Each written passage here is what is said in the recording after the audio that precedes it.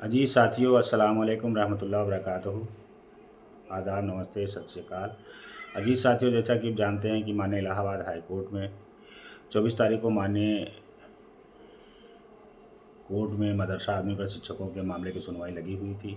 लेकिन माननीय जज साहब उस दिन छुट्टी पे थे, इस दिन सुनवाई नहीं हो पाई थी। लेकिन माननीय न्यायालय ने जैसा आदेश किया था कि 22 तारीख में भारत सरकार के महाधिवक्ता की अध्यक्षता में भारत सरकार के सचिव और राज्य सरकार के सचिव मिलकर के बैठक करेंगे। तो बैठक हुई थी और उस बैठक में जो कार्रवाई हुई थी उसका एक नया दावा जो है राज्य सरकार द्वारा केंद्र सरकार द्वारा कोर्ट में ये दाखिल किया गया है कि चूँकि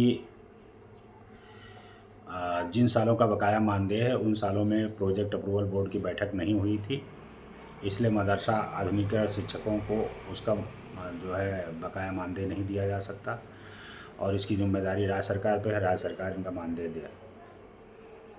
तो साथियों, जैसा कि आप जानते हैं कि भारत सरकार दाहिने बाएं लगाए हुए है, आपके मामले से निकलने की हर तरह से कोशिश कर रही है राज्य सरकार, केंद्र सरकार। इसीलिए जो वकील साहब थे उन्होंने जो मशवरा दिया था कि मदरसा आधुनिकीकरण शिक्षक कंटेम्प्ट में जाएं, तो वो बहुत सही मशवरा था और मदरसा आधुनिकीकरण शिक्षकों के कंटेम्प्ट की रिट दायर हो गई थी। अजी साथियों, आज सुनवाई लगी हुई थी आपके कंटेम्प्ट के मामले की और माननीय न्यायालय ने जो है भारत जो सरकार के अधिकारी हैं उनके खिलाफ़ जो है नोटिस जारी किया है कि क्यों ना उनके खिलाफ़ कार्रवाई किया जाए और उनका जो है पैसा क्यों भुगतान नहीं हुआ है। तो इतना कोर्ट का हथौड़े पे हथौड़ा अधिकारियों पे पड़ रहा है कि अधिकारी किस तरह से बचने की फिराक में है, लेकिन अब कोई अधिकारी बच नहीं पाएगा। 2-4 अधिकारी सस्पेंड जरूर होंगे और आपका मानदेय उनको हर हाल में भुगतान करना पड़ेगा। तो अजीज साथियों, मैंने कहा था कि सरकारें जो है दाहिने बाएं करेंगी, तो कंटेम्प्ट की अगर ज़रूरत पड़ी तो क्या करेंगे, और ज़रूरत आज पड़ गई है कि कंटेम्प्ट की जो याचिका है हम लोगों ने दायर करके बहुत ही सही समय पे बहुत सही अपनी रणनीति बढ़ाई है और आज जो है कंटेम्प्ट में आदेश हुआ है कि जो है मदरसा टीचरों का भुगतान क्यों नहीं किया गया और अधिकारियों के खिलाफ़ क्यों कार्रवाई नहीं किया ना किया जाए। तो आज नोटिस जारी हो गई है।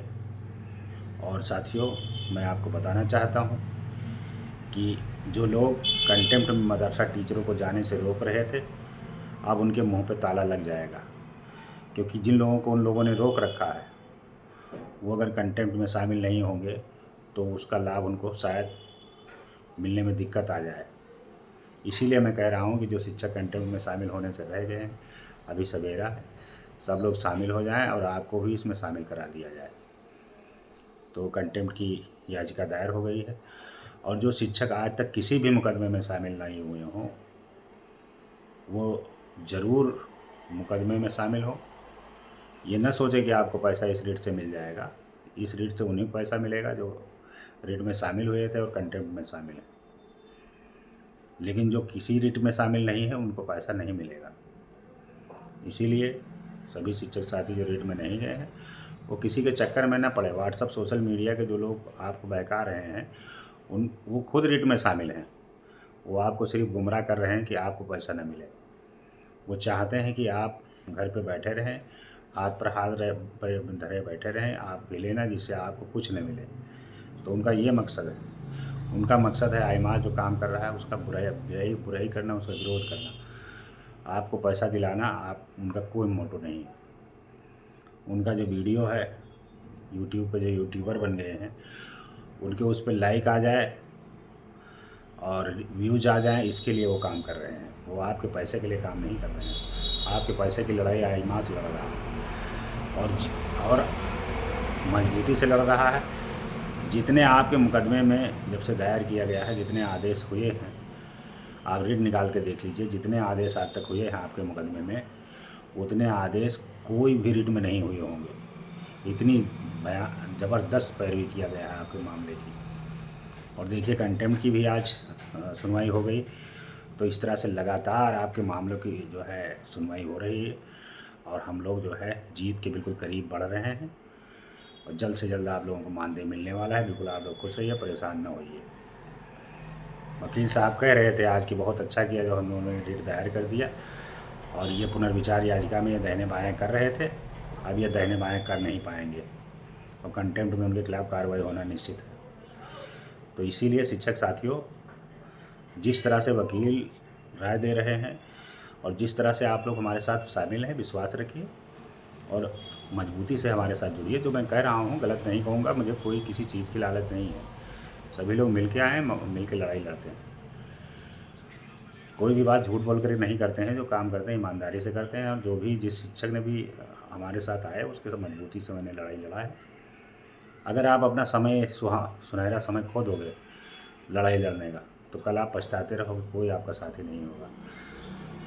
और किसी ने भी अगर आपको झांसा दे करके जो है कोई भी झांसा दे रहा हो, आपको गुमराह कर रहा हो, उसके चक्कर में मत पड़िए। आप सीधे हमसे जुड़िए, आईमा से सीधे जुड़ोगे तभी आपका कल्याण होगा। किसी के झांसे में मत आइए। कुछ ज़िलों में मैंने देखा है कि मदरसा टीचरों को कुछ जो है ज़िले के लोग जो है गुमराह कर रहे हैं, उनके चक्कर में मत पड़िए और बिल्कुल सीधे आप आइए, आईमास से जुड़िए। आईमास ने हमेशा आपकी लड़ाई लड़ी है और जीत के आईमास ही जीता है और जीत रहा है लगातार। और इंशाल्लाह जल्द से जल्द आपका मानदेय सबका मिलेगा जो रिट में शामिल है।